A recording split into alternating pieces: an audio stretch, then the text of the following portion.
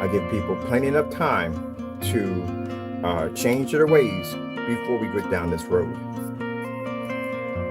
So, give you enough time. Like right now, Sean in Wake 5 got caught with fake reviews on our products. Did he stop? No, he's still in there doing the same dumb nonsense. I know, I got people monitoring his account, recording everything he's doing.